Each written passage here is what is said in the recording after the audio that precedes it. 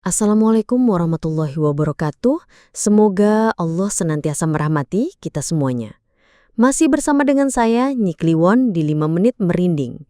Langsung saja, ini dia ceritanya.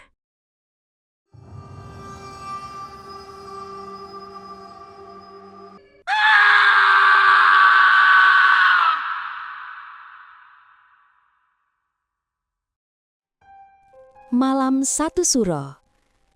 Jarum jam menunjukkan pukul 4.15.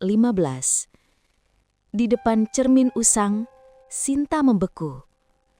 Refleksi pengantin di depannya yang sedari tadi pucat tak berekspresi, kini tersenyum. Senyum lebar mengerikan, gigi-gigi kecil runcing mengintip. Padahal pengantin aslinya tetap menunduk diam. Sinta menahan napas, bulu kuduknya meremang. Tiba-tiba, udara kamar membeku. Semua lampu padam serentak. Gelap gulita. Langkah kaki menyeret mengitari mereka. Terima kasih sudah merias. Bisik suara perempuan dingin tepat di telinga Sinta. Besok keluarga saya akan melihat saya untuk terakhir kalinya. Sinta menjerit bersamaan dengan semua indranya yang menghilang, ditelan kegelapan pekat. Suara dering telepon memecah keheningan apartemen Sinta yang temaram. Jarum jam menunjukkan pukul 10 malam. Sinta, seorang MUA atau makeup artis yang cukup kondang di kota, sempat mengernyitkan dahi. Siapa yang menelepon selarut ini? Ia meraih ponsel di nakas. Layarnya menampilkan nomor tak dikenal. Halo, sapanya hati-hati. Mbak Sinta, ini dari keluarga Pak Hargono di Blora. Sebuah suara perempuan parubaya terdengar di ujung sana, suaranya sedikit bergetar. Maaf mengganggu malam-malam, Mbak. Kami butuh bantuan Mbak Sinta untuk besok pagi. Sinta mengecek kalendernya. Besok? Seingatnya ia tak punya jadwal. Blora? Ini mendadak sekali, Bu, jawab Sinta sedikit heran. Untuk kapan dan acara apa ya? Untuk rias pengantin, Mbak, anak saya. Besok akadnya jam 6:30 pagi. Jelas si Ibu. Kami tahu ini mepet sekali, tapi kami benar-benar butuh Mbak Sinta. Nama Mbak Sinta terkenal paling jago di sini. Kami sudah coba MUA lain, tapi katanya mereka tidak bisa. Sinta terdiam sejenak. Job mendadak, di Blora pula. Itu berarti perjalanan jauh. Jam 6:30 pagi. Berarti saya harus berangkat tengah malam, Bu, biar bisa sampai sana beberapa jam sebelum subuh, katanya memperkirakan waktu tempuh. Betul sekali, Mbak. Nanti kami akan kirim alamat lengkapnya. Kami siap bayar lebih kok, Mbak. Asalkan Mbak Sinta mau bantu. Bujuk si Ibu, nadanya memohon. Singkat cerita, setelah bernegosiasi soal harga yang memang jauh di atas tarif normal, Sinta akhirnya setuju. Lumayan, pikirnya. Malam 1 Suro? Itu kan cuma mitos, gumamnya dalam hati. Ia tak terlalu ambil pusing dengan tanggalan Jawa yang konon angker itu. Baginya, pekerjaan tetaplah pekerjaan. Setelah menutup telepon, Sinta membangunkan asistennya, Nia, yang sudah pulas di kamar sebelah. Nia, bangun. Kita ada job mendadak ke Blora, berangkat tengah malam, serunya. Nia mengucek mata, tampak linglung. Blora? Tengah malam, Mbak. Seriusan? Iya, serius. Cepetan beres-beres perlengkapan, jangan sampai ada yang ketinggalan, perintah Sinta. Malam itu jam 11 lebih sedikit, Sinta dan Nia sudah siap dengan tumpukan koper berisi perlengkapan make up mereka. Mereka memesan taksi online untuk mengantar ke Blora karena Sinta merasa terlalu lelah untuk menyetir sendiri. Pengemudi taksi, seorang bapak-bapak berkumis tebal, tampak sedikit terkejut saat tahu tujuan mereka. Blora, Neng, malam-malam gini. Ini kan malam 1 Suro loh, kata si bapak melirik Sinta lewat kaca spion. Sinta hanya tersenyum tipis. Iya, Pak, ada job mendadak, kan kebetulan tanggalnya. Bapak itu tak banyak bicara lagi, hanya sesekali menghela nafas. Jalanan kota mulai lengang, digantikan oleh sunyi yang kadang diselingi lolongan anjing dari kejauhan. Perjalanan ke Blora terasa sangat panjang. Setelah melewati beberapa kota kecil yang mulai sepi, mobil mereka akhirnya memasuki wilayah hutan jati. Pepohonan tinggi menjulang di kedua sisi jalan, seperti barisan raksasa yang mengamati dalam gelap. Lampu mobil menjadi satu-satunya sumber penerangan, membelah kegelapan yang pekat. "Mbak, kok rasanya jalanannya aneh ya?" Nia berbisik, suaranya sedikit mencicit. Ia sudah beberapa kali melihat ke layar ponsel Sinta, tempat aplikasi GPS seharusnya menunjukkan jalur. GPS-nya muter-muter terus deh. Sinta melirik ponselnya. Benar saja, tanda panah di peta itu berputar-putar di satu titik seolah bingung menentukan arah. "Mungkin sinyalnya jelek, Nia. Di hutan gini wajar." Sinta mencoba menenangkan, meskipun dalam hati ia juga merasa tidak nyaman. Udara di dalam mobil terasa semakin dingin, bukan hanya karena AC. Ada semacam aura aneh yang menyelimuti. Bau bunga kenanga dan tanah basah mulai tercium samar, seperti ada aroma sesajen yang baru saja diletakkan. Sinta membuka sedikit jendela, ingin memastikan. Yah, bau itu semakin kuat. Tiba-tiba, dari kejauhan, terdengar suara gamelan. Pelan, melengking, namun terasa sangat dekat. Sinta dan Nia saling berpandangan. "Ada hajatan di hutan malam-malam gini?" bisik Nia, wajahnya pucat. "Mungkin dari desa mana gitu?" sahut Sinta, mencoba meyakinkan dirinya sendiri. Namun, irama gamelan itu terlalu ganjil. Tidak seperti irama pesta, lebih menyerupai tembang duka atau ritual kuno. Beberapa kali, saat lampu mobil menyorot ke tepi jalan, mereka melihat siluet orang berjalan. Bentuknya tinggi, ramping, dan selalu tanpa wajah yang jelas. Ketika mobil mendekat, siluet itu akan menghilang begitu saja, lenyap ditelan kegelapan. "Mbak, itu tadi apa?" Nia mencengkeram lengan Sinta, matanya membelalak. "Aku lihat ada orang, tapi kok..." "Shh, mungkin cuma perasaan kita aja." Sinta memotong cepat. Sebenarnya ia juga melihatnya, tapi ia tak ingin membuat suasana semakin panik. Pengemudi taksi hanya diam, sesekali melirik spion. Raut wajahnya tegang.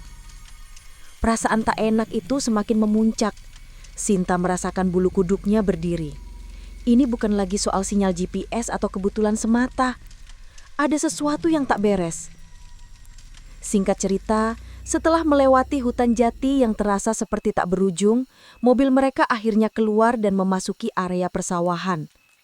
Tak lama kemudian, mereka sampai di sebuah desa.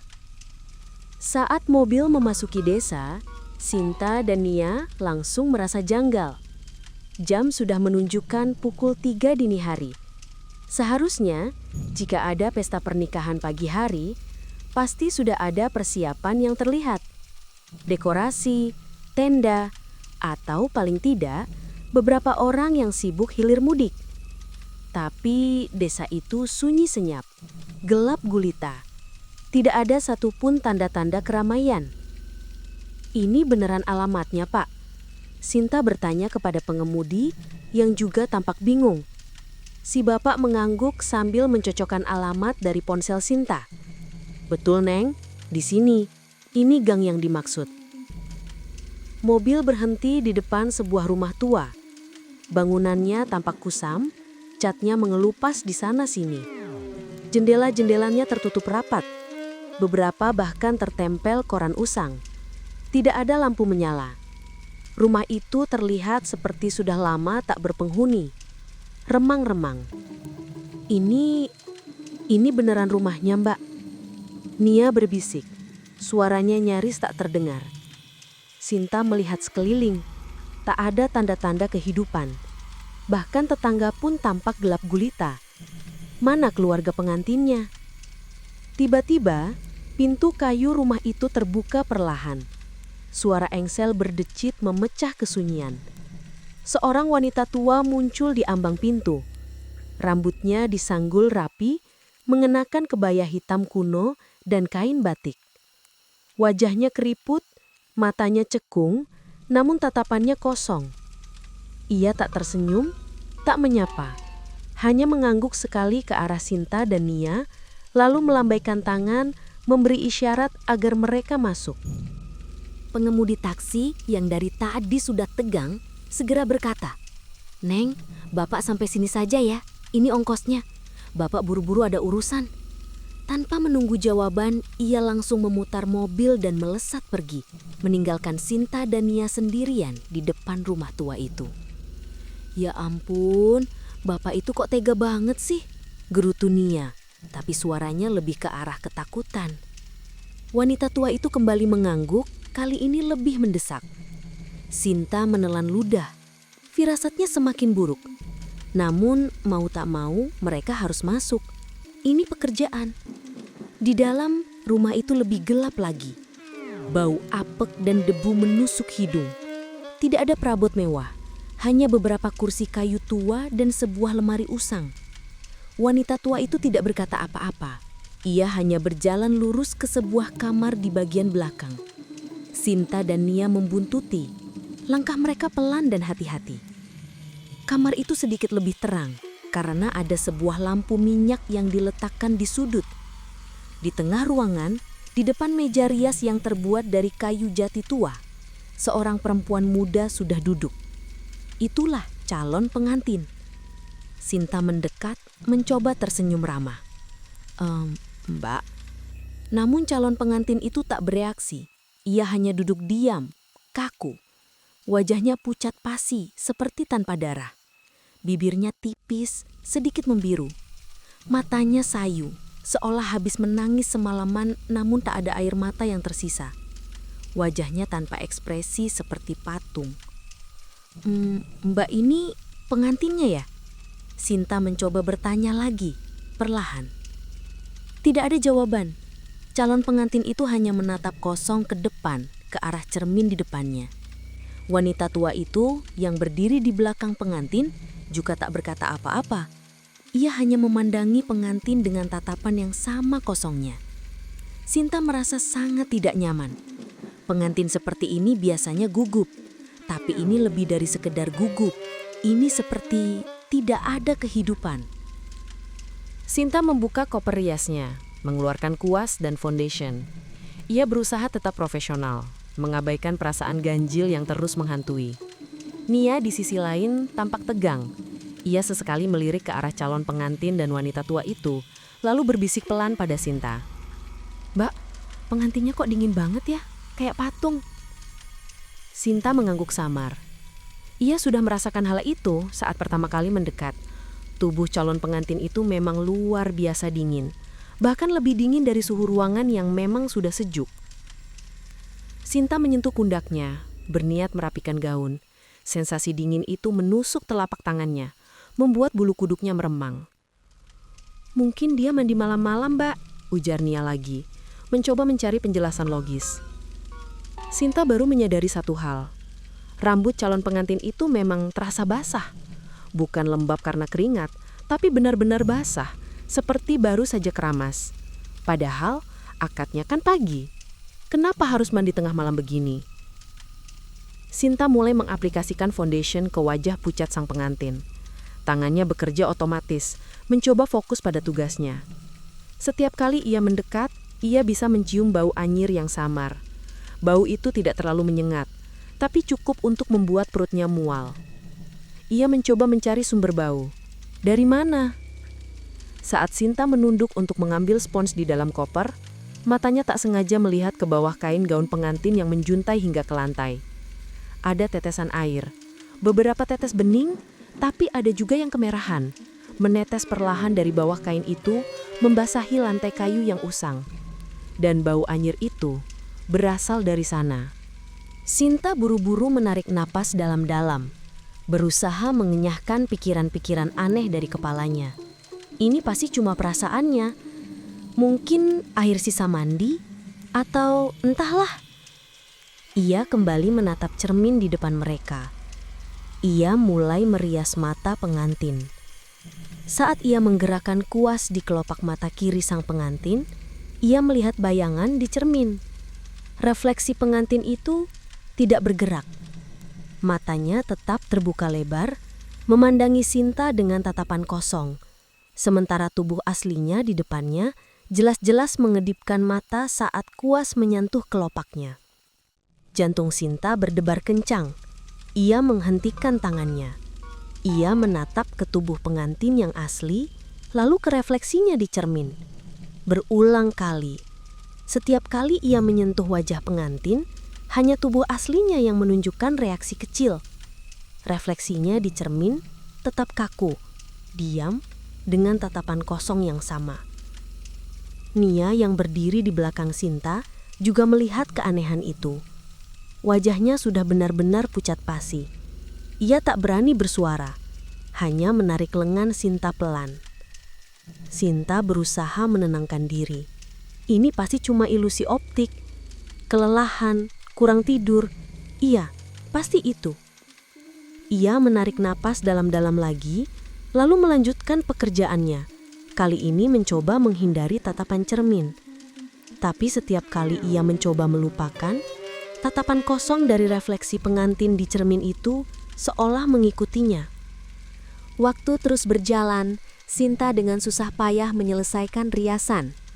Ia melukis alis, membubuhkan perona pipi, dan memoles bibir pucat itu agar terlihat lebih hidup. Namun, betapapun ia berusaha, wajah pengantin itu tetap tampak seperti topeng. Dingin, kaku, dan tanpa ekspresi. Jam menunjukkan pukul 04:10. Riasan hampir selesai. Sinta sedang merapikan beberapa helai rambut pengantin ketika tiba-tiba lampu kamar mulai berkedip-kedip.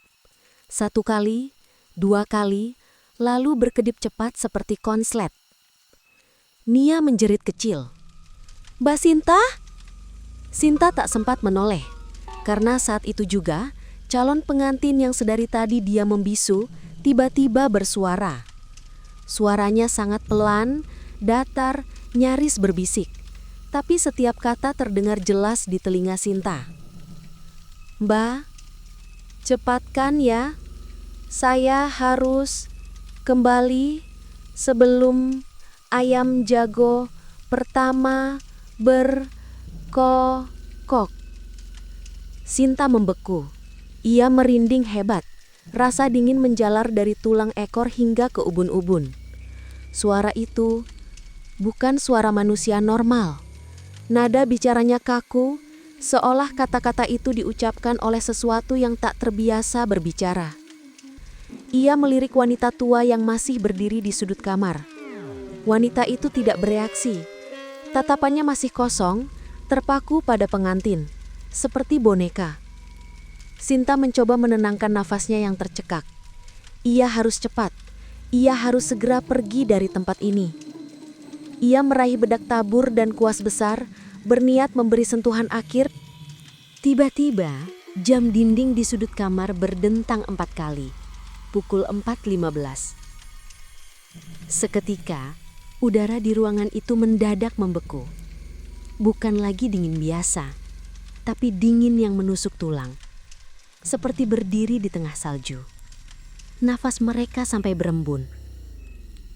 Sinta mendongak ke cermin, ingin melihat hasil akhir riasannya. Di cermin itu, refleksi pengantin tersenyum. Senyum yang sangat lebar, sangat mengerikan. Lebar hingga menampakkan gusi dan gigi-gigi kecil yang runcing. Sebuah seringai setan. Padahal, tubuh pengantin yang asli di depan Sinta tetap menunduk, tanpa ekspresi, tanpa senyum sedikit pun. Nia tak bisa menahan diri lagi. Ia mulai menangis sesenggukan, menutup mulutnya dengan tangan agar tidak menjerit. Sinta merasakan lututnya lemas. Ia ingin lari, ia ingin berteriak, tapi mulutnya terkunci. Matanya terpaku pada senyuman mengerikan di cermin itu. Dalam sekejap, seluruh lampu di kamar mati serentak. Gelap gulita. Hanya cahaya redup dari bulan yang sesekali menembus celah jendela. Itu pun sangat minim. Dalam kegelapan yang pekat, mereka mendengar suara.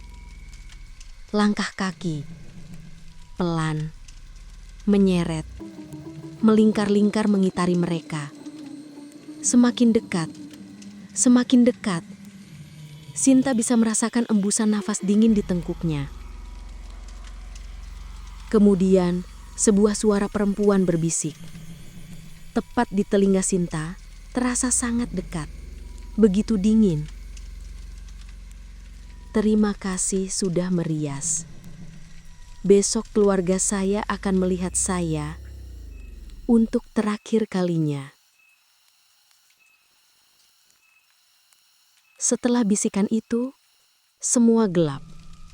Benar-benar gelap. Sinta merasakan tubuhnya limbung, lalu semua inderanya menghilang, ditelan kegelapan yang pekat dan dingin. Sinta tidak tahu berapa lama ia pingsan. Ketika ia membuka mata, yang pertama ia rasakan adalah dingin yang menggigit dan bau tanah basah. Ia mengerjapkan mata, mencoba menyesuaikan penglihatannya dengan cahaya samar di sekeliling. Ia terbaring di tanah, bukan di dalam kamar pengantin, bukan di rumah tua itu. Ia berada di tengah jalan desa yang berpasir, dikelilingi oleh pepohonan dan semak belukar. Di sampingnya, Nia juga tergeletak tak sadarkan diri. Beberapa peralatan make up-nya berserakan di tanah.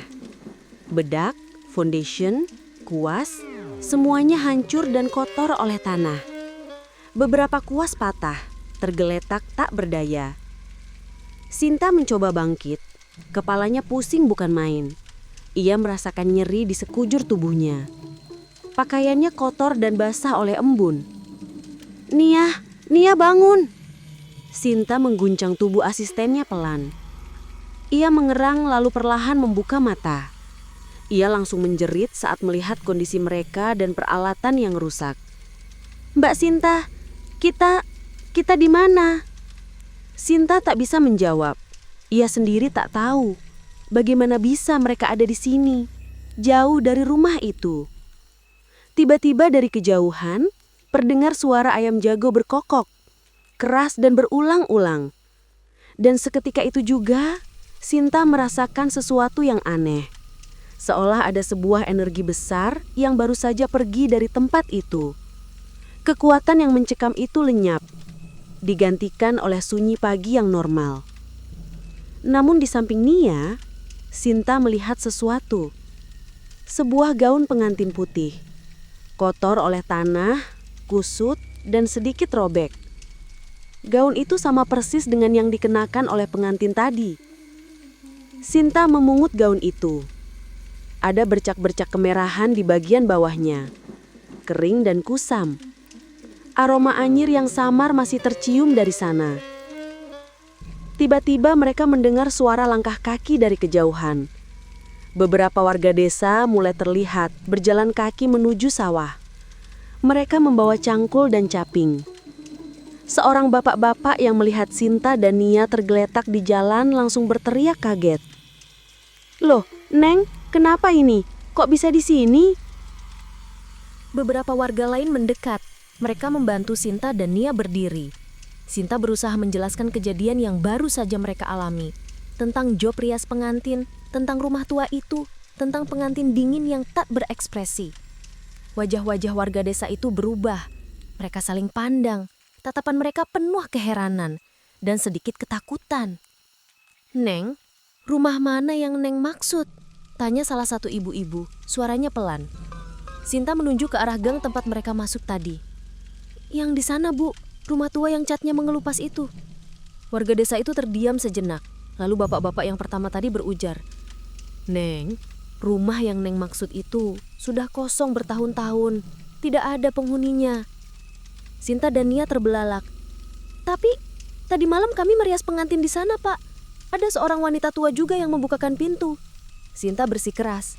Warga desa kembali terdiam, kali ini dengan tatapan yang lebih gelap. Seorang kakek tua yang berdiri di belakang, berjanggut putih, mendekat. Pengantin perempuan yang bagaimana, Neng? Tanyanya, suaranya serak. Sinta menjelaskan ciri-ciri pengantin itu. Pucat, dingin, rambut basah, mata sayu, tanpa ekspresi. Begitu Sinta selesai bercerita, wajah kakek tua itu memucat. Ia menarik napas dalam-dalam, lalu menatap Sinta dengan tatapan iba. Neng, pengantin yang Neng ceritakan itu namanya Ayu. Dia meninggal di malam 1 Suro 3 tahun yang lalu. Meninggal karena kecelakaan di sungai, tepat di malam pernikahannya sendiri. Jantung Sinta serasa berhenti berdetak, seluruh tubuhnya lemas. Jadi semalam mereka merias jenazah. Warga desa pun mengangguk membenarkan ucapan si kakek. Sinta dan Nia tidak bisa berkata apa-apa. Seluruh kejadian semalam berputar di kepala mereka. Dinginnya tubuh pengantin, bau anyir, tetesan air di bawah gaun, refleksi di cermin yang tak bergerak, bisikan dari kegelapan, semuanya kini masuk akal dengan penjelasan yang mengerikan itu. Singkat cerita, Sinta dan Nia akhirnya diantar pulang oleh beberapa warga desa yang merasa iba. Mereka tidak hanya syok, tapi juga trauma berat. Peralatan make up mereka yang berserakan dan rusak, serta gaun pengantin kotor yang mereka temukan di dekat mereka, menjadi bukti nyata dari mimpi buruk yang baru saja mereka alami. Setiba di kota, Sinta langsung jatuh sakit. Demam tinggi, mengigau, dan berulang kali teringat senyum mengerikan di cermin itu. Nia juga tak jauh berbeda. Keduanya butuh waktu lama untuk memulihkan diri, baik fisik maupun mental. Sejak kejadian malam 1 Suro itu, Sinta benar-benar berubah. Ia tak lagi berani menerima job rias pengantin di luar kota, apalagi di desa-desa terpencil. Setiap kali ada tawaran pekerjaan yang mengharuskan ia bepergian malam hari, apalagi jika bertepatan dengan malam 1 Suro, Sinta akan langsung menolak mentah-mentah. Ia masih bisa merasakan dinginnya tubuh sang pengantin, mendengar bisikan datar itu, dan melihat seringai mengerikan di cermin. Kenangan itu terukir kuat di benaknya, menjadi peringatan abadi akan batas tipis antara dunia nyata dan sesuatu yang tak terjelaskan. Malam 1 Suro bukan lagi sekadar mitos baginya. Itu adalah kenyataan yang mengerikan, yang pernah ia alami sendiri. Dan Sinta tahu, ia tak akan pernah melupakan riasan malam 1 Suro itu seumur hidupnya. Bersama saya, Nyi Kliwon. Sampai jumpa di episode Mencekam selanjutnya. Jangan lupa subscribe, like, and share. Terima kasih. Wassalamualaikum warahmatullahi wabarakatuh.